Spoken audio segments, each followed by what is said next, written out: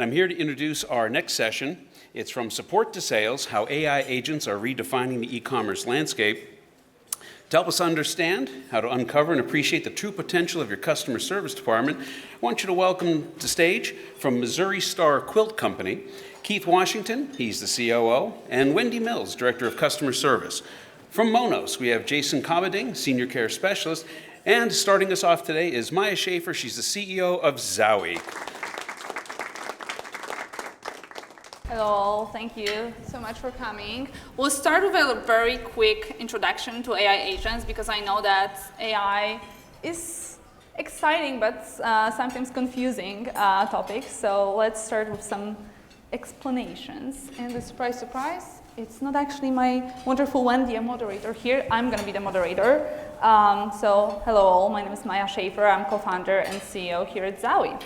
And what I wanted to share with you today is the fact that AOV from shoppers who spoke to customer service can be even 50% higher than your typical one.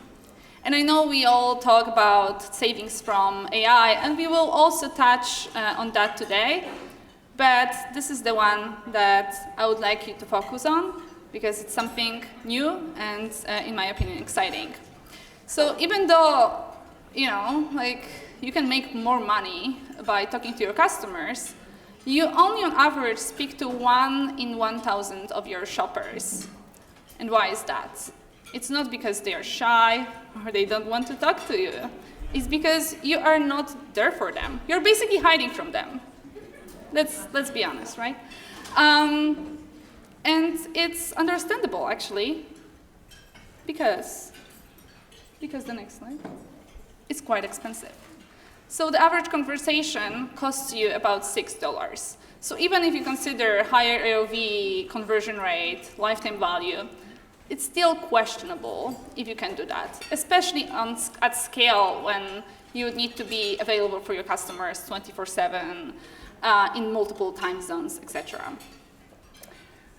But this is what we'll be discussing today, that finally you can offer this personalized experience for every shopper on your site, for 1,000 out of 1,000 visitors, thanks to scalable solution, which is AI Agent. What AI Agent does, it basically brings the very personalized offline experience to your online store.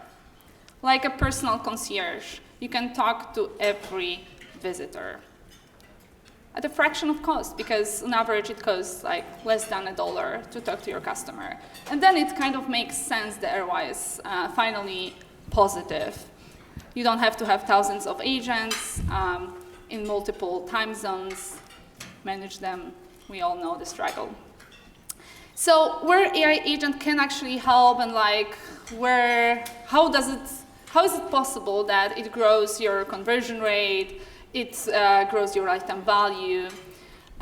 First of all, it all starts with pre-purchase. So 81% of customers prefer brands that offer personalized experience because they have questions. They are, let's be honest, pretty lazy, and that's fine, we all are. It's totally okay, especially in the ChatGPT era. We don't want to search, we don't want to scroll anymore. We just want answers. And thanks to AI Agent, you can redefine your shopping experience, the product discovery. All the questions like, okay, do you have actually my size? Does it fit well, the pants that I just purchased? All those questions can be automated. And then we have very important phase, which is checkout. Many things can go wrong here, right? Like payment issues. Just this last one question: do you actually ship to Germany? Or how long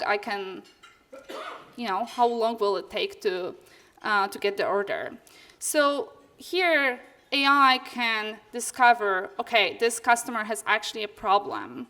Let's talk to them. Let's clarify. And thanks to that, you grow your conversion. And finally, we all want to make lifetime customers, right? That will come back to our brands again and again and again and again, because this is how we actually make money. So how to do that? AI agents can answer all the questions about orders, about new products in no time. So 20% of your questions are probably about order status. You want to automate them right away to save this time for more complicated issues that your agents, real human agents, can handle. And this is how we build long-term loyalty, by basically giving your customers an amazing experience. It's not just my words. I wanted to show you this cool case study of one of our customers, True Classic, that just last year generated $3 million in additional revenue thanks to AI agents and in general AI in customer service. And of course, they saved a lot. They saved 38% on support. But what I'm especially proud of, and what the True Classic team is proud of, is that they actually grew the customer satisfaction score. So you can do this at scale without hiring additional agents and make more money and save more money. And today, I have with me amazing panelists who also introduce AI agents to their customer support and in general e-commerce, and we'll be talking about it. So I encourage you guys to ask questions. We'll leave some time at the end of the session because I know that this topic is interesting, hot, and confusing. So feel free to reach out to our guests also after the session. We are here for you. Two amazing brands. Very different and very similar, actually, because they all care about their customers deeply, and they have very loyal customer base. How about you guys tell us a little bit about your brands that you represent and your customers, starting with Missouri Star Quilt Company, Wendi and Keith. Hi, I'm Wendi, and I'm Director of Customer Service. So I have the pleasure of talking with our customers on a regular basis. And what's really different about Missouri Star is that we don't sell quilts, we sell products to make quilts. And then we teach our customers as well how to quilt. So our customers are super unique in the fact that they're on this very personal journey to them. Yeah, Keith Washington, I'm the Chief Operating Officer at Missouri Star Quilt. What she said, but I'll elaborate a little bit on just the idea of our customers have started to evolve, where we've had this traditional aspect of a customer, usually a little bit older. Think of your grandmother, especially you start looking at quilts and how to make a quilt, but that has actually started to migrate to a new customer base who is a little more tech savvy. So we still have to service an older customer, but the new customers coming in, we have started to evolve our system, and that's what we're really kind of talking about today. So. And hi. Jacen from Monos. Yes, hi, my name is Jacen Cabading from Monos. I am the Senior Customer Care Specialist, so I interact with customers who have broken their suitcases with our lifetime warranty program. And Monos is a Canadian-based travel brand that sells premium products because we believe that a premium product should be affordable and not really break your bank. They offer some cool suitcases, and we have some stuff to give away, guys, at our booth, so feel free to come visit us later.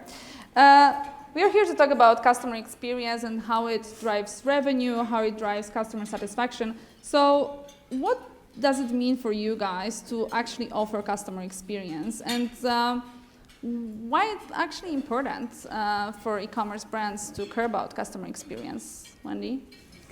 So customer experience to us is every step of the way. It is how a customer interacts with us, whether they see an ad, whether they come on our YouTube and learn how to quilt, they talk to my team, we ship them an order.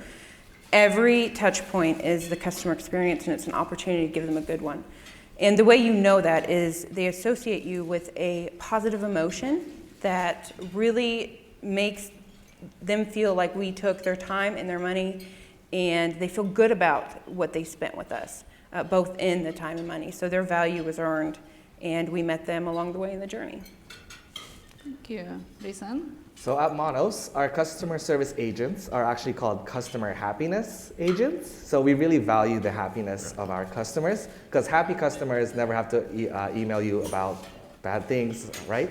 And we like to think about it as like free marketing. So if you have a positive experience with a brand, you're going to want to tell that to your friends and family, right? So it's so important for e-commerce businesses to really deliver exceptional customer service, because that's how you also want to promote your brand. Thank you for that. And you guys still introduce AI. We'll talk about it because there is some misconception that, hey, AI actually ruins your customer experience. We'll talk about it in a second. But first, can you share with me some, and with our audience, of course, some great examples of how your customer service team handled customer conversations? I can probably talk about this for the whole time. I'm incredibly proud of my team and what they do on a daily basis. Our customers are unique in that they'll call us even to tell us that they loved what we did and thank you for helping them, thank you for teaching them how to quilt. We have those positive conversations. But in customer service, you have negative conversations. And we often find that when our customers are at their angriest, that there's something else going on and we just happen to be that last straw that really broke it. So we had one of these situations in my team. I mean, we have them all the time. But the agent really just stopped the conversation and genuinely asked, "Are you okay?" Her husband had died and she didn't know how to plan the funeral. And they just talked. Now, where we're unique is that we don't hold our agents to the KPI of how long is your call, because that does not represent the customer experience. Not at all. And that doesn't make a dedicated customer. In a world where you always go and have to get a customer, you need to keep the ones you get. So we take time with them. And that was especially during COVID when we were potentially the only human interaction they had. There was one call that I took in particular. And this one I'll never ever forget. We had a high call queue. And she waited in that call queue. And when I got to her, she didn't really want to talk about her order. She just got diagnosed with cancer, and she needed to say it. And she wanted to be positive about it. She sung me a funny song, and she just wanted to stay positive and just to tell somebody. So she did, and I listened. And I will never, ever forget that call. But those are our customers, and we know them. And no matter how many we get, each one matters, and you have to make them feel that way. And you still introduced AI. So I did. Yeah, let's talk about it. And you had some previous bad experiences with AI, which is understandable. Like, your customers are very special and they come with very special requests. So what made you decide on AI and why at that moment? We were drowning. We had switched from a homegrown platform to Shopify, and it required every single customer to make a new account. And where our customer base is, the ones at least that call in, have trouble with the internet. So it was our job to help. But we just got drowned. We got drowned, I apologize. And I was looking for a solution. I was a bit desperate. I've seen AI done wrong. Now, what does that mean? That means that someone can't connect to an agent when they need to, and AI doesn't know the answer because we haven't taught it to it. But they still can't connect to an agent. That's not okay. I don't want that. So I've seen it. I was opposed to it. And finally, they got me in a desperate moment where I was more open to the idea. So I had the conversation, and I was a hard sell, let me tell you. Our brand is important, our voice is important, and how we talk to our customers is important. And I take that above all else. How are you treating my customer? So they got it right from the beginning. And that was like, okay, we can now go from a 5-minute introduction to a little bit longer conversation. Thank you, Wendi. We don't want to sell here. It's I didn't ask him to do it. Anyway, Jacen, how about yourself? Monos is famous from your amazing customer happiness. Yeah. So share with us some examples of that. Yeah, much like Wendy's experience, Monos was drowning in our customer emails. We were growing very rapidly, and customer emails were coming in, and even chats. People wanted to talk to us, which makes sense. But we are a very small team, and we really focused on quality over quantity. We did not want to hire just more people just because our numbers were growing. So we really searched for a solution like that, what could like help us really meet the demands of our customers. It also did make sense that for a premium brand, like our customer experience, we would get to you like maybe a few days later. And our customers are like going on vacation, right? So it just didn't make sense to get a response from us a week later when you're on your trip. So that's when we really sought out and looked into AI to really help us like maybe simplify like the simple questions like where's my order, what's the status, I placed an order, or where's my refund. So those are the questions that AI really helped us answer and to get to our customers faster. Thank you. But you also just shared with me this morning that you were surprised by AI actually upselling your customers. Can you share this story with us? Yes, so as we were learning, as I was looking over our interactions with the AI, so Monos, we do sell shipping insurance for peace of mind, right? So in case your package gets stolen or lost through our shipping service. And then we did not think that the AI would be capable of upselling this product. Our agents are also, we don't want to seem sales people like, so we don't really upsell this insurance, right? Some people, they don't really need it. That's how they feel. We don't want to push it on our customer. But the AI, they did it in such a casual way, like it was a very like pleasant surprise. I'm like, oh, more revenue. That's what I thought. So it was great to see that this AI really is learning with our tone, our company voice, and the brand, and making us more revenue. Yeah. That's amazing. And speaking of results, Keith and Wendi, how about yourself? What do you see after implementing AI in your customer experience? Yeah, so I would say that results have been incredibly positive, right? So you take the tactical side that AI can actually implement, and you take, it's very, very consistent. You can actually have, when somebody interacts with it, the upsell piece, a lot what Jacen was saying, it starts to connect the dots, right? Somebody comes in, has an order, they can actually see some of the things that maybe would be complementary to it, some color matching and things like that. And what we're starting to see is the ticket before the person called in may have been X dollars. Once it basically comes in, interacts with the system, it becomes Y dollars, which can grow 10, 20, 30%. So it has been we've actually seen a revenue increase that comes along with that, especially the ones that are coming online. And it's been fantastic. It's consistent. That's the other thing, is that you take the tactical side of it out of what our associates are doing, and it repeats it. It connects all the systems. And these are things that when you don't have a system that's really connected well, and you have a human doing it, there are times that they forget a step.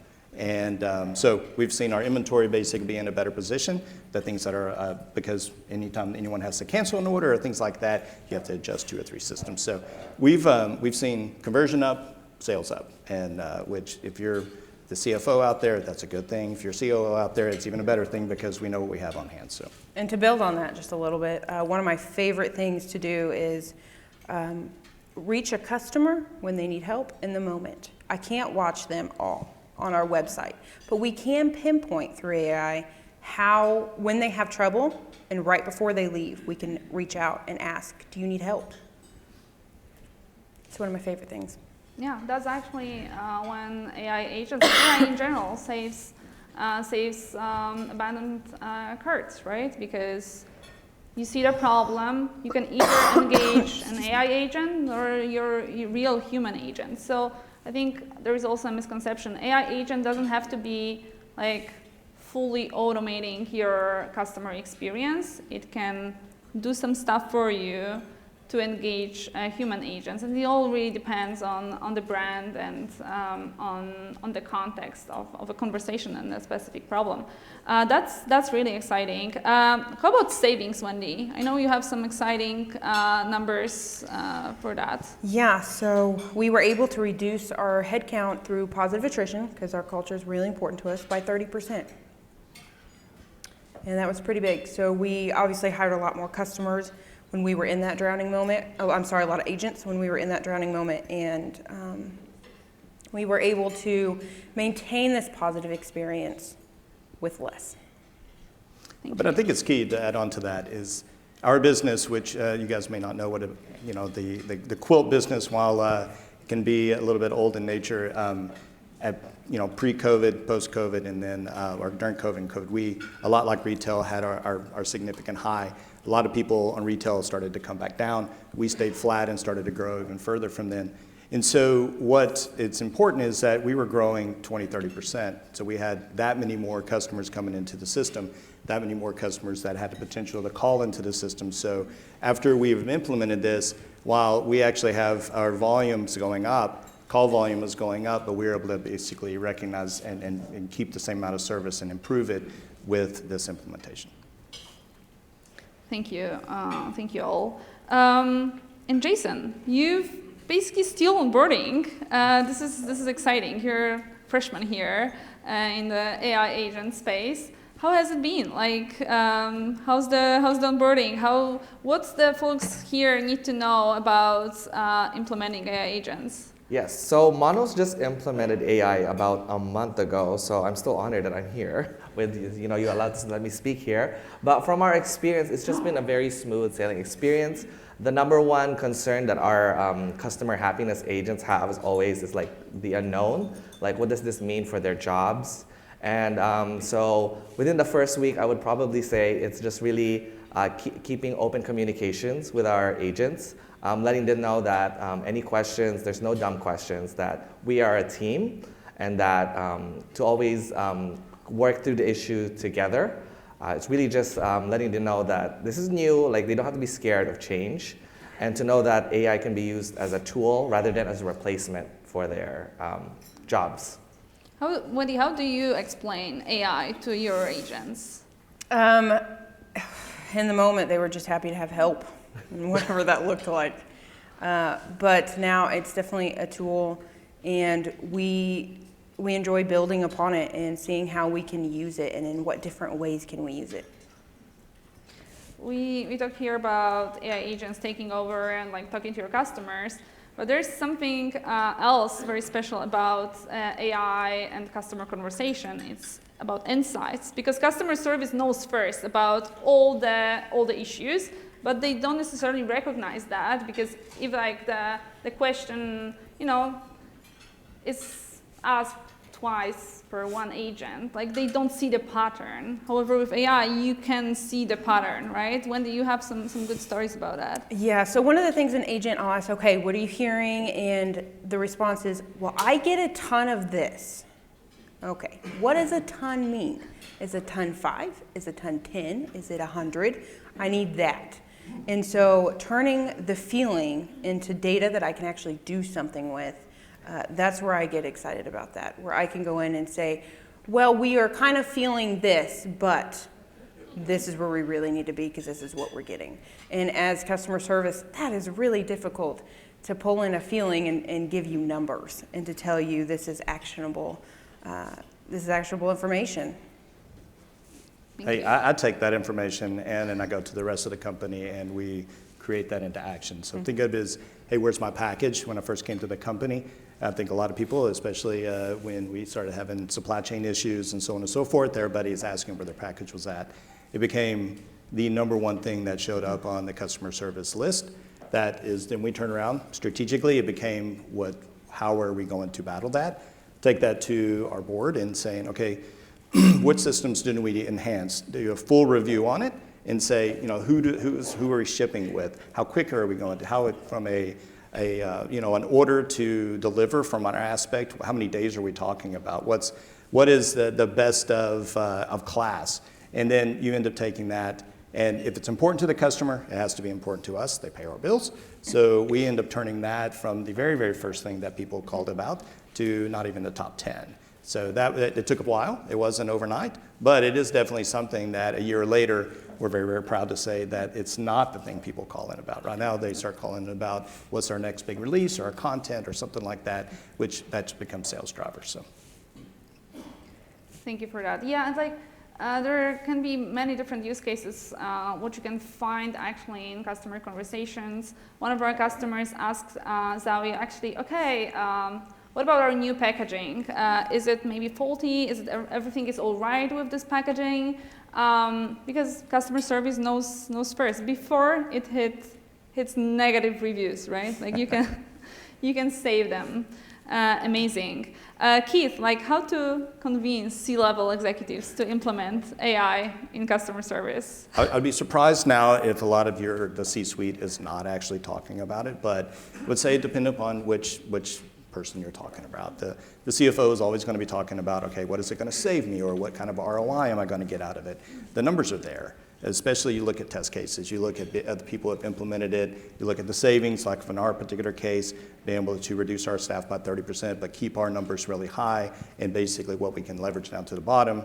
If you're looking at the COO, basically this type of implementation, you get your information faster, you synthesize it faster. What does it mean to the company? How do you need to adjust the way you're operating in order to basically satisfy the customer better? And then, from a CEO aspect or anybody else that's sitting on the C-suite, it's about taking the customer service. They should be part of the conversation no matter how you look at it, but it's like, how do you basically take that and it becomes part of your short and long-term strategy? And for us, that is the first thing. If we want to implement something, we have new content, we have a contest, we have something that's going to go out there. Typically, we call customer service first and say, have we done this before? And what was the reaction before? Or, hey, what do you think is going to happen? Is this something that basically will resonate, or so on and so forth? So it's important. C-suite should basically be talking about it on a daily basis. Sorry, Keith. So I have a question to Wendi. Mm-hmm. So if let's say you're not a CX executive, and your CX is against AI agents because they have some bad experiences, what would you, Wendi, recommend? What kind of talk track? If you've had bad experience with AI, it's about identifying what that experience was and what was bad about it, and how can you change it. You have to make it work for you and your brand and how you talk to your customer. Who are they? And if you know your customer, you know how to talk to them, and then you know how to make AI talk to them. And so it's really how smart are we about our customers? Thank you. Thank you for that. We'll be wrapping up soon, so I wanted to ask my great panelists, what's the future of AI in e-commerce, in customer experience? Because this market is changing so fast. What's your vision for that? Maybe let's start from Wendi. This one's going to be a little bit different, but using it for the internal customer, not just the external customer. In a world where we're remote, and sometimes our businesses are super complicated, an agent has to touch a lot of things in order to make it work or to help the customer, and how can we use AI to our advantage on that? Even in the shipping world of what box do I use? If you don't have a program to tell you that, maybe we have something that can. We have an open meeting room for my team where an agent can pop in and ask a question and get an answer. But what if we do that through AI, and AI knows everything? The sales. I have customers who will ask my favorite question, what was I going to make with this? And you think, how can I read your mind? Well, we kind of can. We look at the emails of what was sent out that day, the video maybe that we posted on how to make this quilt. Was it a daily deal, and what pattern did we post with it? So we most of the time can say that, but they may call from 5 years back. Well, how do you get that information in one place to where an agent can just ask? I'd like to use it that way. Thank you. Keith? Yeah, so I think 5 years from now. Yeah, I'll add on that. So personalizing the customer experience from not necessarily from customer service, but from everything we do from an organization. So how to connect that where each customer comes in almost feels like it's something special to them, and how to take that data and do more with it. So. Amazing. Jacen? Yeah, and so I believe there's always the concern that AI will take over human agent jobs. So to add on Keith, personalization, I really see that the AI really helping customers choose what they would like for their product, what they want to buy and for their upcoming trip. Speaking from a Mono standpoint, it's really exciting to see our AI really upsell. I'm like, oh, if you don't like this color, this would be great. And even speaking as a customer, we really enjoy personalized experiences. Coming from a hotel background, I would check in guests and they really enjoy the mentioning of their name, what they're there for the occasion of their trip. So it would be really cool to see the AI seeing oh, you have an upcoming trip to Hawaii. This is what we recommend. This is what our previous customers have bought. So it would be really amazing to see that in 5 years, seeing personalized AI experiences. Consider it done in 5 months tops. Actually, yeah, like this is basically a personal concierge for everyone, a concept that's actually right here, and you all can have this kind of experience. I think we have time for some questions, if there are any questions to our audience. Thank you. What tools do you use to facilitate AI agents at your companies? Zowie. Zowie, yeah. Zowie. Do you see any feedback from customers that, like I saw in the screenshot that said like automated with AI, do you see any response from them that they don't want to interact with AI and they would rather speak to you directly, and how do you handle those? Yeah, we let them speak to an agent directly. We have it set through AI that if you want to talk to an agent, as long as we're open, because we're not 24/7, we have office hours. So as long as there is an agent, we're open, they can talk to an agent. That's one of the things that was really important to me is I don't want to add a roadblock to an agent.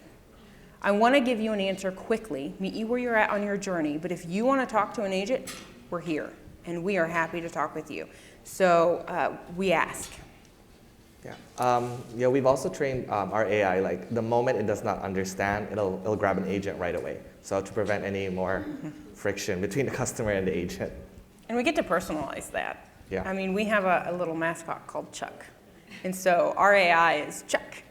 And it really just resonates with our customer, and it makes them laugh, and that's kind of where we're at. Yeah. That's really important in general in the AI thing, is to recognize what your customer is asking about and only answer if you really know what you're asking about. Yeah. No guessing here. You guys have mentioned how important it was for the AI to speak with your brand voice, etc. Mm-hmm. Do you guys have auditing mechanisms to be like, yes, well, we're going through and these were off-brand, and so they somehow get reported to make sure that, I don't know, brand voice comes through, or I don't know, their exception processing, something like that? Yes. So that is tasked with my leads and managers. And they go through and they'll look at the negative comments and what happened and where do we fix it. What did the customer not able to get to an agent quick enough? Did they not like the answer? Was the answer wrong? There's a lot of that where the answer's right, but the customer doesn't like the answer, and so you have to take that into consideration. How do we tell it better, maybe? How do we just say it better? And so, yeah, we go through that all the time. Yeah, so we do have a dedicated QA team that looks over our agents' responses. And since the AI is so new, right now we're all just watching it and learning it as we grow. So it's interesting to see how it'll be in like a month from now, because like again, we're so new with AI. So yeah, there are still like kinks that we're working out, but like it's been wonderful because it learns and adapts so fast. Alrighty, and I think that is it for our session today. How about a round of applause for our panelists today? Wendi, Keith, Jacen, Maja.